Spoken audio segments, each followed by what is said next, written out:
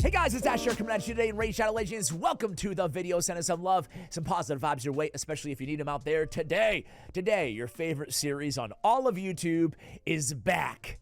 Top 5 series? Come on. No? Not top 10. Top 100 series in all of YouTube. Okay, top 100 series in Raid Shadow Legends on every creator whose name starts with A. Yeah, baby! We're back here. The 14th installment of building a random team with random Sacred Shards. I am in a heated clan versus clan. Just joking. We're getting our ashes handed to us here. But we're not out of it yet. You know what I'm doing right now, by the way, guys?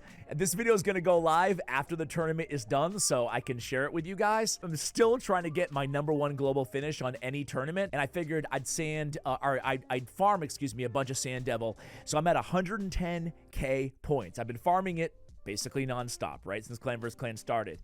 And look at me. I need first place against Alcidair. I'm a little bit behind, right? But then I've got like all these beasts, crypto kind of looming at 87k. I feel like in just 1 hour, that account could easily pass me as well. So anyway, I'm going for it. Hopefully I get it. I'll let you guys know, though. I'll let you guys know in the pinned comment if I got it or not. Anyway, we're trying to help the clan out in Clan vs. Clan, so we need to get some points, so we need to max out some champions. So I'm going to pull 5 Sacred Shards. Whoever I pull, we're going to put them on a team and see how they do together. I love this series, truthfully, because it gives us an opportunity to look at some unsung champions out there. Some of them will be good, some of them will be bad. I am going to go for Blade Chorister Kaldor. This guy's really cool, continuous heals and poisons and all that stuff. Sylvan Watcher Unity champion. He's going to be our guy. Let's go for it here. Sacred Shards, 5 of them. What are we going to get?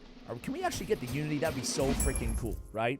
Instead, we get Lady Annabelle, who I actually really love. So, hey, maybe we can do some Bommel soloing. Why not, right? I have to actually write them down on paper because I'm old, you know? All right.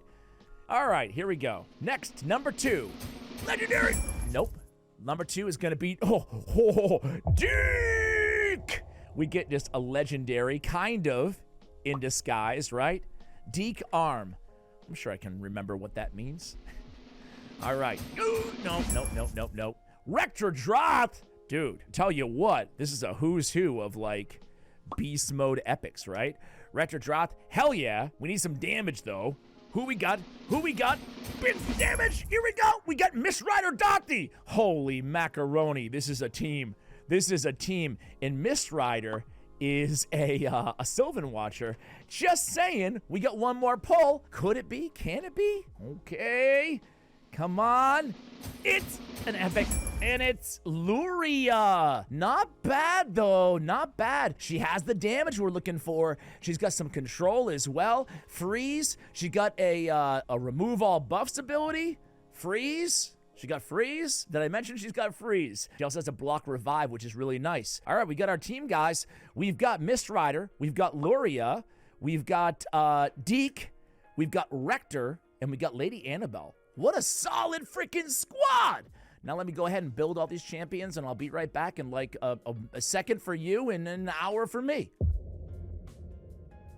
All right, guys, we are back, and boy, what a roster do we have today, guys. This might be the best team yet. Do I say that every episode? I think I might say that every episode. Let's quickly go over their kits and why I really love all of these champions. Septimus, what are you doing? You're ruining my video, bro. Lady Annabelle, like a fool, I said, maybe we could use her in Bommel. It would be so much fun. You know what, Osama, show him the clip of her soloing Bommel for a second, because it's not even that rotation, Ash. Here's the clip.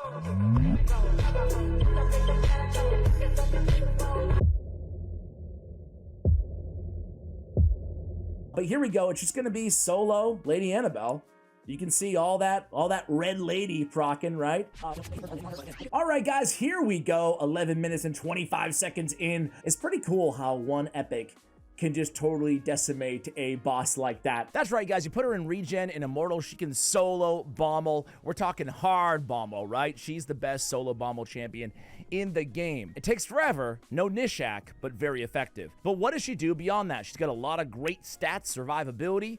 She's got a leech, a decreased speed on the A2. She's got a swap HP with an ally. And then, what do we have? Revive on death. Is there no heal here? Swap HP. If this champion's HP is equal to or higher than the target's after the swap, we get a revive on death on the ally. If this HP is lower, then you get a revive on death on her instead. Okay.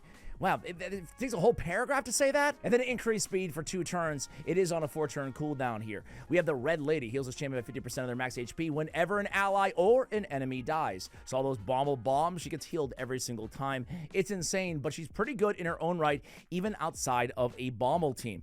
Next is going to be Deke. We really have a who's who in terms of most wanted epics out there. He's going to be our aura lead on this team today. 19 speed in all battles. He's got the extra turn, time compression, turn meter fill, turn meter decrease at the same time. He's going to be one of our decreased defense champions on the team and a leech on the A1. He has attack-based damage. I built him to do a little bit of damage too, just because I figured everybody can help out on this squad. Next up, we have Retrodract is amazing. She has the best perfect veil out of any epic in the game. It's an AoE as well on a 4-turn cooldown. She has big, massive heals based on her HP along with her passive as well. And she has a revive, a really hardy revive, 60% HP, 60% turn meter. I had to build her with a little bit of accuracy. I'll show you the builds in a moment here because she's going to be our decrease attack champion on the team with her A1 ability as well. A lot of people sleep on this, but it's nice to have, especially in conditions like this where I don't have it otherwise covered on my squad.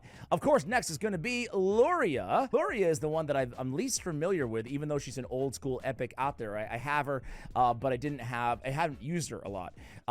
She has, her kit looks old school. Look at her base stats. They suck, right? She does have a decreased defense, heal reduction, or decreased speed on her A1. Very interesting at a 75% land rate. I'm thinking this team might be absolutely insane for Iron Twins. She has a freeze on her A2 on an AoE with a block revive, probably the biggest punch that we have out of all of our champions here. And then we have the Hex on the A3. This predates the Hex debuff by a couple years, right? And then last but certainly not least, it is Mist Rider Dathi. Dude, another one of the GOATs out of all epics out there in the entire game. He's got accuracy. He's got extra turn chances on every single move in his arsenal. He has a decreased defense on his AoE on the A2, and then he self-buffs himself with increased attack, increased accuracy. So given the tools that we have, the pieces that we have, the way that I build them, what I'm trying to take full advantage of from all these champions does depend on the overall team as well, right? We want to have a well-balanced team here, not just well-balanced individual champions. Part of the reason why I like this series. We have to take everything into consideration. Today, I wanted everybody to be fast. Mist Rider Dathi is going to be a damage dealer, a main nuker for our squad here. A lot of attack. He's going to bring his own increased attack buff, which we're otherwise lacking on this team. So I decided Mist Rider is going to be our main dude for damage. Because of that, I went kind of low on the accuracy. He should still land his debuffs because, again, my man brings his own increased accuracy. But if not, we've got it covered with Deke as well with decreased defense on the team. I have Malefic Talon on him as a rare relic, a little bit extra crit damage. And again, we're just doubling down on the damage with Crushing Rend as well. We have we went all out nukage, right? So we have Helm Smasher actually help us out in some wave content as one of our main DPS on the tier 6 mastery. That's Mist Rider Dathi here, 291 speed. 6,800 on the attack, 111, 298 on crit rate, crit damage, respectively. Have a couple pinpoints, lethal, and savage on him. Rector Droth is going to have bolster and immortal in pinpoint. We want some accuracy for the decreased attack, not a lot, but enough, right? Also, we want bolster because she's healing based on her max HP anyway on that A2. So we have every reason in the world to build her with as much HP as we can here in this build. We also have her really, really fast at 312 speed. That's about it. Again, pinpoint for a little bit of accuracy, more over the speed, a lot of HP, protected shield, sign me up. That's Rector Droth, obviously, like HP. Got a little bit of defense here as well on some of these stats. We have commanding presence on her, however, we're not going to use it. We can probably actually go ahead and change that to, I don't know, maybe some Indomitable Spirit. Keep her un-CC'd instead, right? We also have, Timely Intervention on Retro Draft. That's going to be our tier 6. She's a reviver. Timely Intervention suits her incredibly well. We're going to get that nice, juicy 20% turn meter fill when somebody needs to be healed or somebody's about to die and they need to be revived, right? So it's going to speed her up. It actually pairs very nicely with Cycle of Revenge as well. More turn meter fill. And we have all the healing masteries as well as lasting gifts as well. Lasting gifts can be used on Perfect Veil, which almost seems like it should be illegal, but it's not. So we'll absolutely take that. That is Journal of Necrotos on her as well for extra healing. Again, she's one of the better epic healers out there in the game anyway.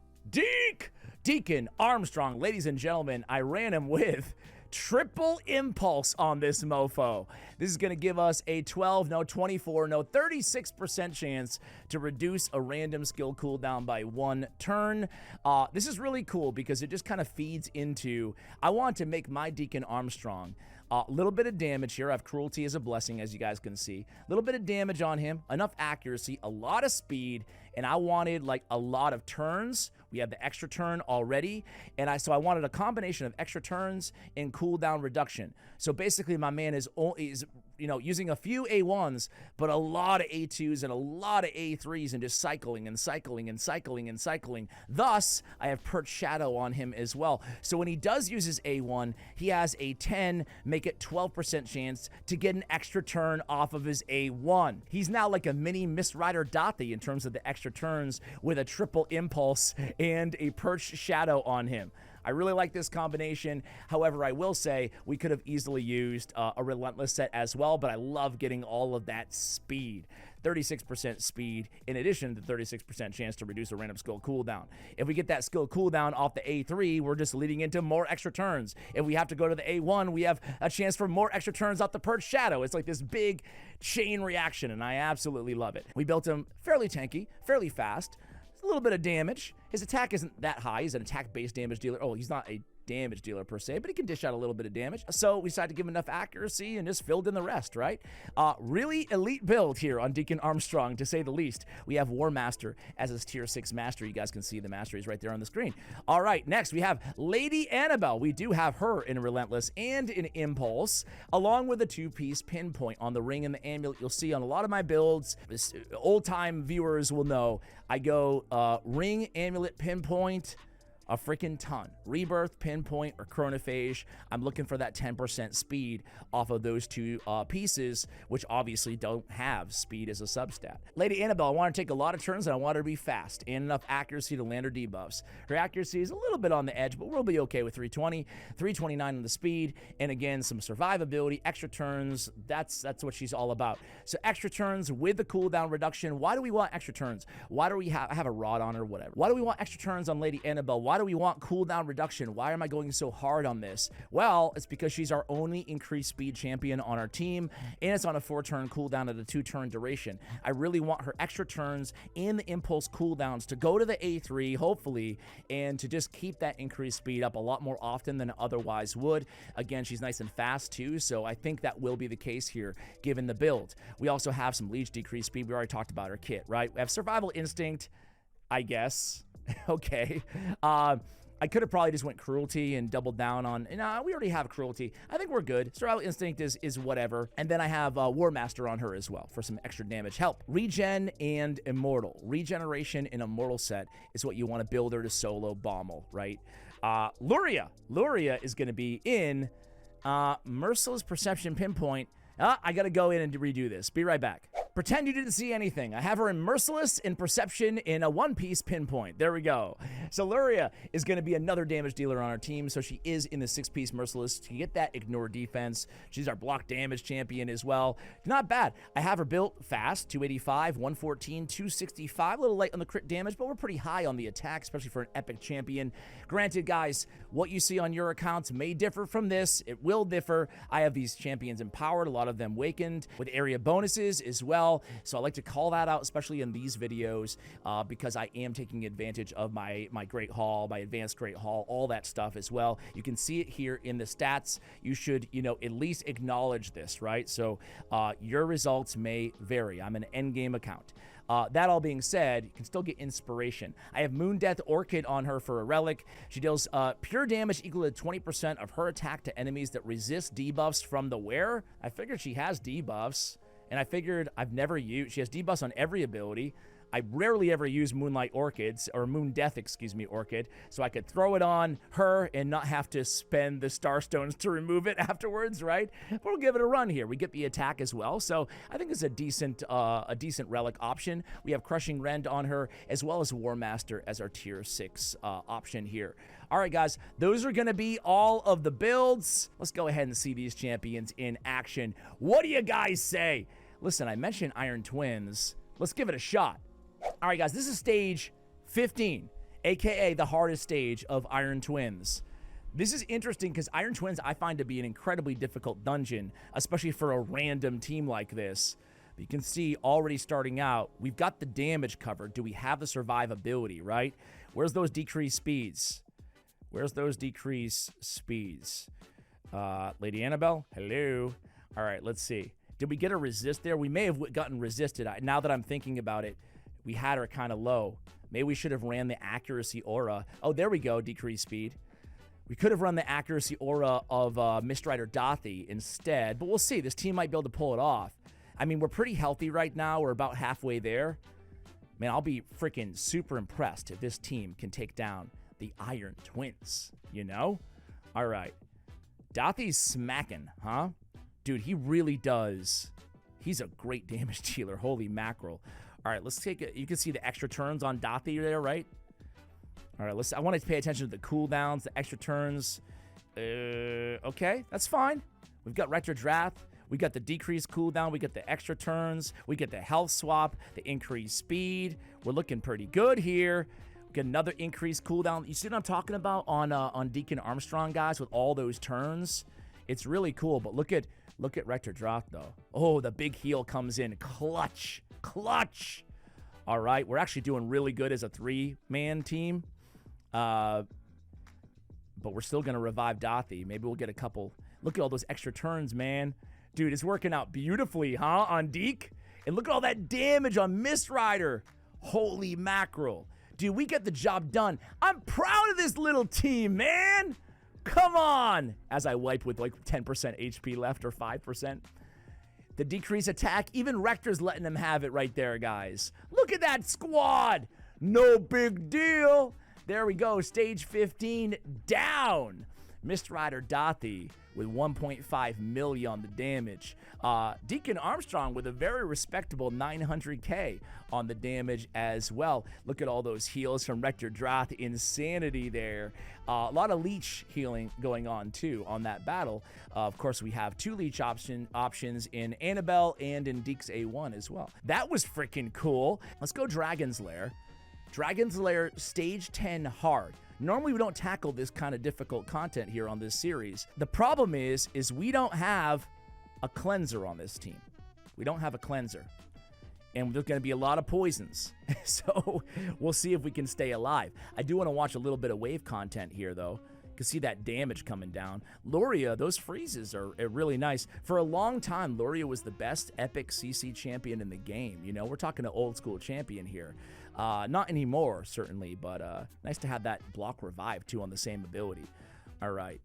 I got to pick my son up from school in about 10 minutes, so we're on a clock today, guys. Thank you for spending a little bit of time of your day with me. I really appreciate it, guys. All right, here we go. Look at Mistrider. He's like, oh, I'll take another turn. Oh, I'll take my 5th turn in a row. No big deal. Boom. And now Deke's going to start getting at it, man. I love Deeks with those cooldowns because he can just keep coming in with more AoEs, more time compression, more yada, yada, yada, right? Let's see on this next one here. Mistrider goes in. Mistrider's so fast. Here we go. Extra turn number 1. Okay, just one extra turn. I feel kind of let down. But between Mistrider and Deacon, man, we're getting a lot of extra turns in there. All right, let's keep it going. We have even the extra turns from Lady Annabelle, too, in the Relentless. Man, it just goes to show you in this game that, sure, they're all great champions, but, you know, using these strategic builds that have synergy on the same team, you can get a lot out of a lot of different champions, I feel like, you know. Let's see now that I've talked a big game if we can frickin' stay alive here, guys. I don't know. That's a lot of poisons from the dragon, huh? All right, let's go and zoom out a little bit here. I think the good news is we have 2 elite supports here. Rector Droth and Lady Annabelle. She's, well, maybe not as elite as Rector, but Rector alone, I'm hoping, should be able to keep this team alive, right? I'm interested to see how the damage will play out here as well. Luria is about to be down. And again, it's kind of like Luria and Mr. Rider are taking turns dying here on these dungeons, but it's okay. That's why we have a reviver. Thank God we have a reviver. We'd be pretty screwed. All right. Hey, stop zooming in. The game's like auto-zooming me in. I apologize. All right, we're halfway there. We're halfway there. I want to go ahead. Okay, we get Luria up. And then Mr. Rider goes down. But I'm a little scared, but again, I think we're good because of all of those heals that Rector Droth brings to the table. Truly one of the best epics out there, supports in the game, you know? Interesting how Lady Annabelle will health swap whenever it's off cooldown. I guess she wants the increased speed, which makes sense. I want it too. But she's just kind of laissez-faire with those health swaps there. She just goes for it. All right, this is going to come down to it. She's health swapping all over the place. I can't even tell. Did she swap with herself? What the hell is going on here? All right, I kid. Okay, Rector has stabilized the ship. The ship is stabilized under the tutelage of Rector Droth. Ooh, I hate when we get those big powered-up attacks. Oh, no, it's only Rector versus the dragon.